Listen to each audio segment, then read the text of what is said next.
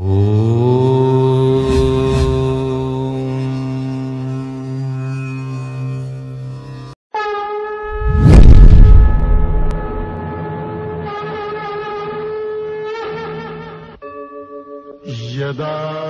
यदा हि धर्मस्य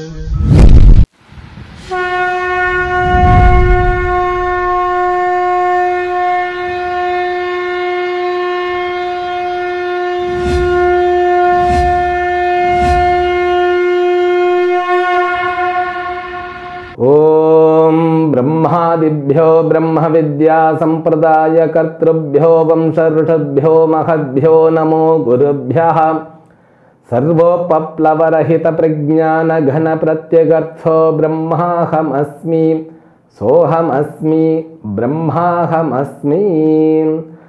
ओम प्रपन्न पारिजाताय तोत्र वेत्रैकपाणये ज्ञानमुद्राय कृष्णाय गीतामृतदुहे नमः। May the Almighty Shri Lord Venkateshwara bestow all kinds of prosperity, health, wealth and eternal happiness with Paripurna Lakshmi Katakshams to you and the entire your family members and friends. Let us begin Bhagavad Gita, verse number 35 of 11th chapter. Sanjaya Uvacha Etachutva Vachanam Keshavasya Kritanjalirvepamanah Kiriti Namaskritva Bhojayevaha Krishnam Sagadgadam Bhita Bhita Pranamya. In the last two verses, Bhagavan Krishna has given the gist, essence of Karma Yoga and Bhakti Yoga, both together. Because the message, Nimitta Matram Bhava.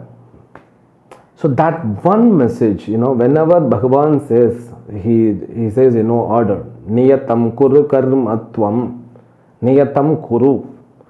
And in the last chapter, I think it's a 66th verse, he will say, Sarva Dharman Parityajya Mamekam Sharanam Vraja Aham Tva Sarva Papebhyo Mokshayashyami Ma Shuchaha. Don't worry. So this message, and in the 9th chapter also, so he assured Ananyaschintayanto mam ye jana paryupasate tesham nityabhiyuktanam yogakshemam vahamyaham. So these kind of verses, if you are able to understand the meaning of these verses, you can just enjoy the human life, I tell you. So in the last chapter, he is going to say that you surrender everything to me. You don't worry about dharma and dharma. You just surrender to me. The same message is given in the 11th chapter itself. Nimitta matram bhava. The same thing was told in the different language in the 9th chapter. Ananyas chintayanto mam ye jana paryupasate tesham nityabhiyuktanam yogakshemam aham vahami. Aham yogakshemam vahami. The people who worship me, not even thinking about the materialistic aspects, completely dedicated they are. For them I provide every prosperous about material aspects, prosperous over spiritual aspects. Both I will provide, that assurance. So here also it's the same thing. So now he also gives the extra knowledge about the dharma and adharma concept. See, if you want to be a successful devotee, note the words which I use here. So if you want to become a successful devotee, you are fortunate, isn't it? Now, what I mean to say, so if you want to become a successful devotee, you should have been a successful karma yogi. So karma yoga and bhakti yoga. So Bhagavan merges always together. Without bhakti, there cannot be karma yoga. Without karma yoga, there cannot be a bhakti. And both have to be supported by jnana yoga, which is in the form of aham brahmasmi tattvamasi. Now this Ishvara concept is nicely established in the Bhagavad Gita by Ishvara itself. That's what the beauty here is. So when he assures, I will take care of everything who worships me with a dedicated aspects, means attitude. I will take care of him. Now also he says, just go and fight. Hato va prapsasi swargam jitva va bhokshase mahi. Tasmad uttitha kaunteya yuddhaya krita nischayah. Samadukhe sukhe kritva labha labhau jaya jayam. Tato yuddhaya yudhyasva. So now these verses, he just gave this secret of Karma Yoga. Karma Yoga means what? Just maintain samatva. Samatva means what? That equanimity. You don't take the side of attachment or detachment. You don't worry. And you don't take the side of your raga or dvesha. You just give the priority to dharma. So what dharma says, you follow it. Therefore, I introduced, Bhagavan is not asking you to stop using your free will. He says we have to use our free will according to the law of dharma. Law of dharma means what? That's the will of God. So now our will has to get aligned with the will of God. When it happens, this entire universe becomes Swarga, heaven to you. That is the secret. So we are utilizing our free will regularly, but when we use will to make any decision, we'll make the decision, but not considering dharma and adharma aspects. Now Bhagavan says you have to be aware about dharma and adharma, because world is weaved on dharma adharma concept. Only dharma will continuously protected. I mean dharma will be eternal process. The adharma will be smashed. Always is non-eternal, very temporary. Therefore your body, mind and sense complex always takes you towards adharma. When you become victim of your own raga dvesha, you definitely will be driven in different paths. Sometimes if you are having more fortunate, means more punya, your desire will get aligned with dharma. That's the beauty. Now as Arjuna in the beginning, he wanted to leave the battlefield and he wanted to take sannyasa. He wanted to live the life with bhiksha, so calm, and the life which is endowed with quietude, tranquility. So it's very beautiful to think. You know, whenever you see the statue of Buddha, you enjoy by seeing the posture, the tranquility that you experience. When you fix a statue of Buddha at your home, so the surrounding places, even it seems to be very peaceful. Isn't it? That peaceful mind, it's fortunate, means it's a gift, what I tell you. Being the responsible person of the nations of dharma and adharma, you have to utilize your free will according to the law of dharma. Law of dharma is nothing but a will of God. Now when you decide to leave the battlefield, it's against the will of the God. It means what? It's not against your will. You wish to leave the battlefield right now, but you alone drastically desperately wanted to have the fight so that you could kill Duryodhana or Karna and all other enemies whom you considered. Now you yourself are making wrong decision. But still, Arjuna, you were thinking whether it is right or wrong. Therefore, I am just narrating, directing you. Just you have to align your will with the will of God. So when your will is aligned with the will of God, you will be a successful person. When you are not able to bring the alignment between your will and will of God, then you cannot become a successful person. That is the secret. So now finally what we have understood, so we have to utilize our will, we have to use all the knowledge which are received through our experience through the Shastra, And we have to make the decision, we have to fix even the destination. The destination should be governed by dharma. That's what, how can we align with the will of God? By selecting proper target. If you select the moksha is my target, fine, it is aligned already. If you make the target is money, it's not aligned. Of course, you target for money to construct the temple. I would like to construct the temple. Dharma viruddho kamosmi bharatarshava. Even Krishna will accept it. But only thing is, you should not perform that activity, actions in order to satisfy your ego. You should not bring ego inside. You have to keep your raga dvesha out of the track. You just think about the dharma. But naturally, if you are desiring for dharma, your raga means your will is having aligned with dharma, means it's fantastic. The life is considered as a heaven. This is the understanding. We should have enough analysis done on these verses. Now in the last line, Maya Hatam, all those people were killed by me. So how can we understand this? So Krishna has killed already. Now Arjuna is going to be only the instrument. Will it so? Because they were not aligned with the will of God. So when they were not aligned with the will of God, at that time itself they adapted dharma. It means what? They have selected their death. They have selected their downfall. That is the understanding.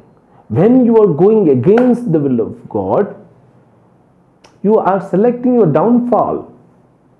Like that, they have selected already. Therefore, what? The will of God have already established the situation, environment, just is waiting for your arrow to be shot. And you don't worry about the personality, Dronam, Bhishmam, Jayatratham, whether he is a guru or not.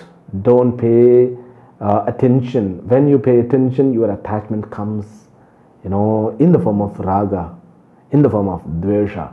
So when you look at Drona and Bhishma, your raga comes. Your raga means your attachments comes in front of you. It kills you. It prevents you to put forth yourself for battle.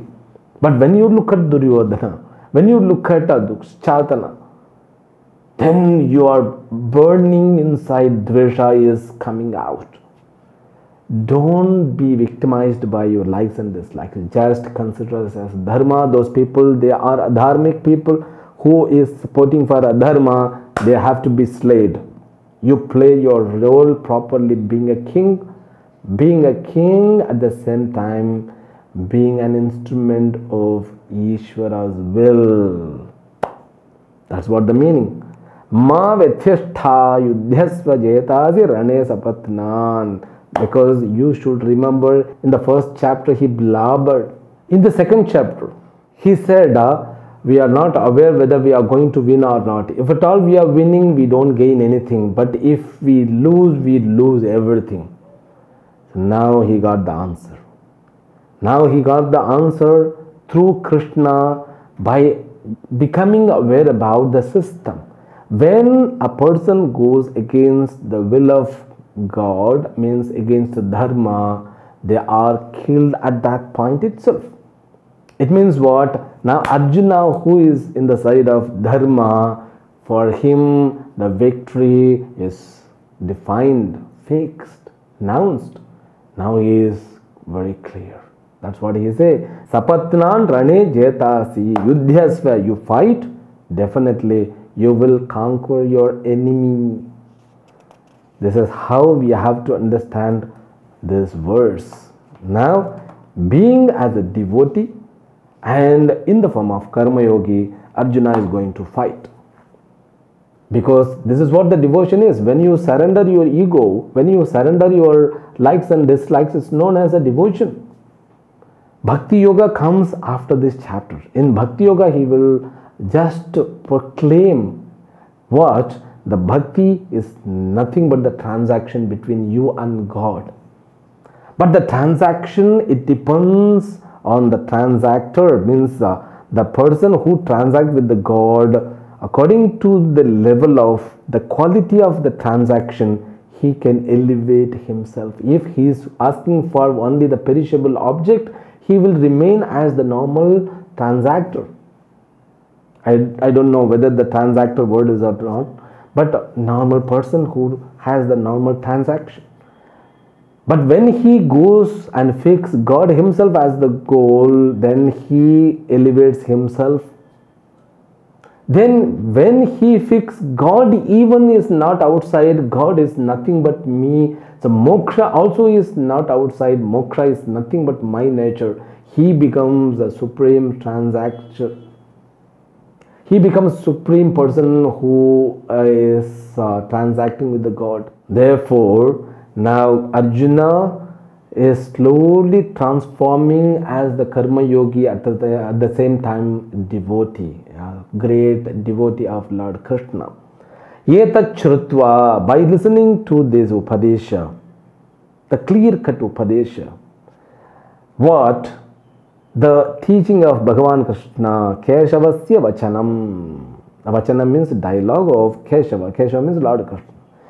So having listening to these words of wisdom from Lord Krishna, keeping palms both together in the form of Anjali Mudra, with a trembling Sharira, he just uttered the word. So this Sanjaya is narrating to Dhritarashtra. Namaskritva bhuyayeva. Again he just fell on the earth and did namaskara. And he got up and he started speaking with a folded form. So that voice also with hesitatingly, with lots of respects and the attitude of Saranagati.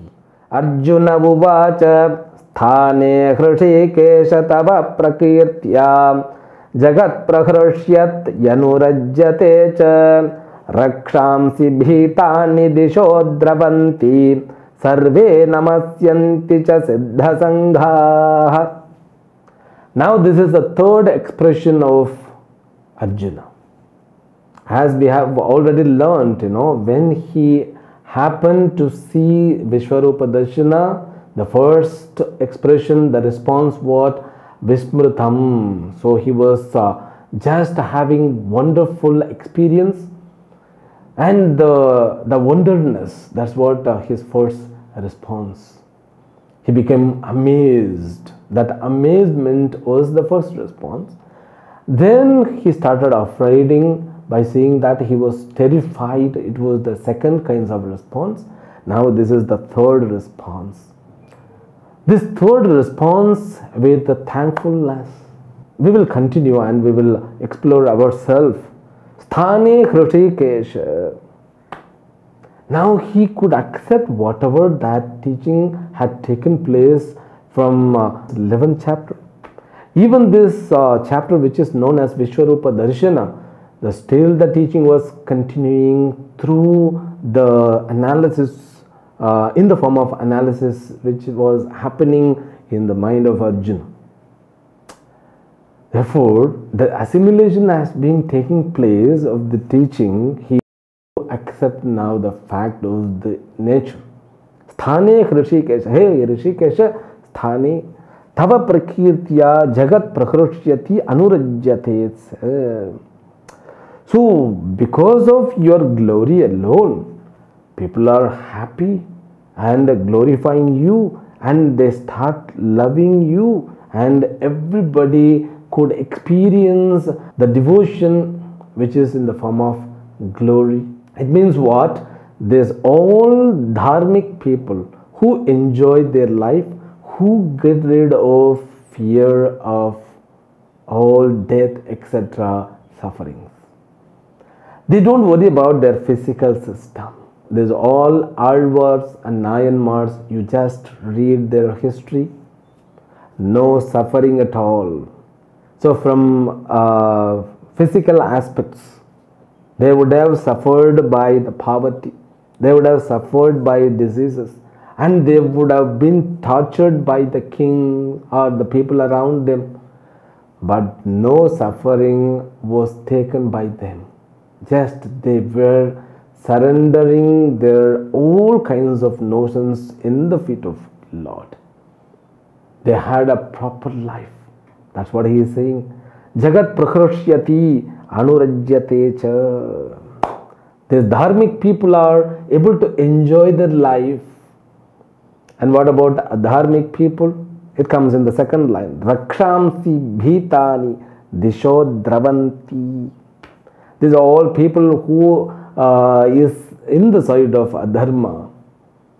They are terrified by you. They are driven by your bhayankaratvam. They are not able to tolerate your cruelty towards them. Disho dravanti.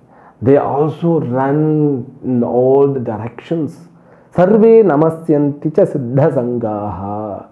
And by knowing your glories and all the siddhas and yogis, jnanis, all those people are just glorifying you in the form of worship with the words of wisdom.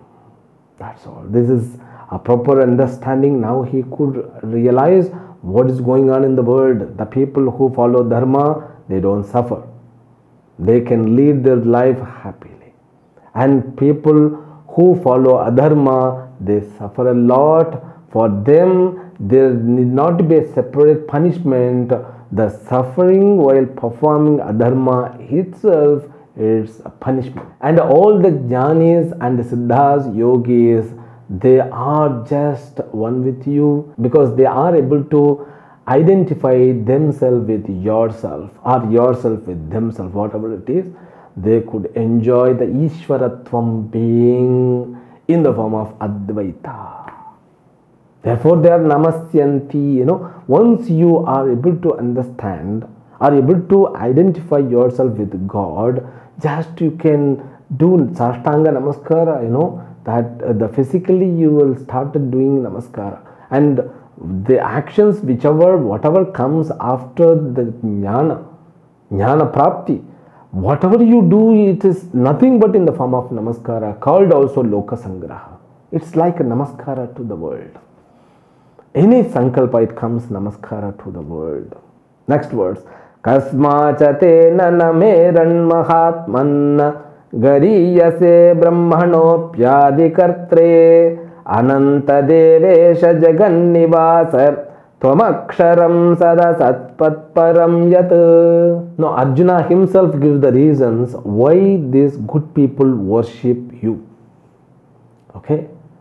So because you are nothing but Adikartri. You are the cause of entire creation. And not only that, you are the elderly person, Gariyase, elder to all, means you are the first person, Purushaha, and you are Pujyaha. Pujyaha means you are worthy to worship, because Ananta Devesha Jagannivas, all these words which comes in the form of Archana now. Because Bhagavan becomes very pleased when Archana is done towards him. So you see the old word Ananta Yanamaha, Devesha Yanamaha, Jagannivasa Yanamaha. So this just you can use for your Archana. But with proper understanding, Ananta means limitless. Devesha means he is the Lord of entire creation.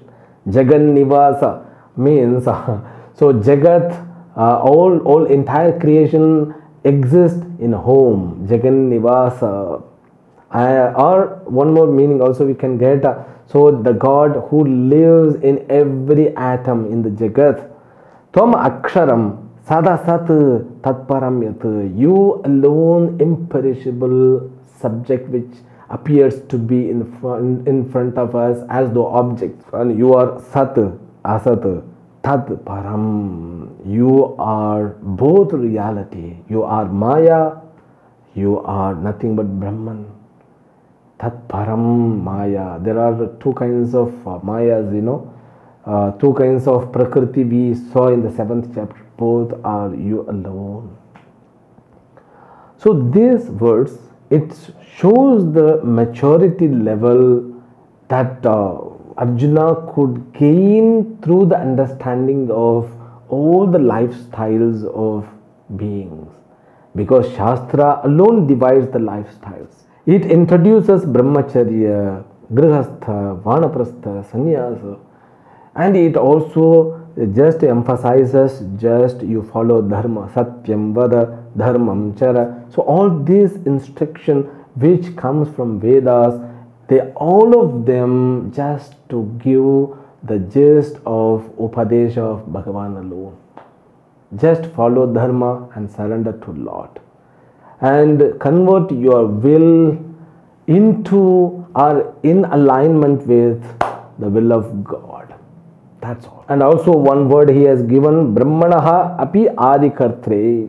Brahmanaha means here Hiranyagarbha, the Vedantic language, the Srishtikarta. So you are elder than even the Creator. Now in the 11th chapter, so he even talks from the standpoint of Saguna Brahma Upasana. So in the beginning itself he have told, I could see the three aspects, Brahma, Shiva and Vishnu in you. So it means now Lord Krishna has shown the Vishwarupa Darshana. The Trimurti also comes into one form. That one form is nothing but, because all those forms become one with the identification of the consciousness which is in the form of Krishna. Now he is able to speak with that. Okay, the next words.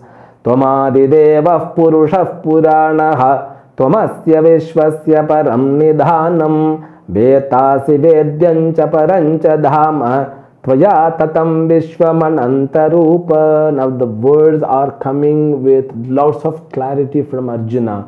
We will enjoy this from next session tomorrow. Harihi Om. My blessings and prayers to enjoy this, so we may get more power to understand Lord Krishna's teaching in our life and to get blessings of Lord Venkateshwara. Harihi Om. Om Purnamadah Purnamidam Purnat Purnamudachyate Purnasya Purnamadaya Purnamevavachishyate. Om Shanti Shanti Shanti. Harihi Om. Shri Gurubhyo Namaha. Harihi Om.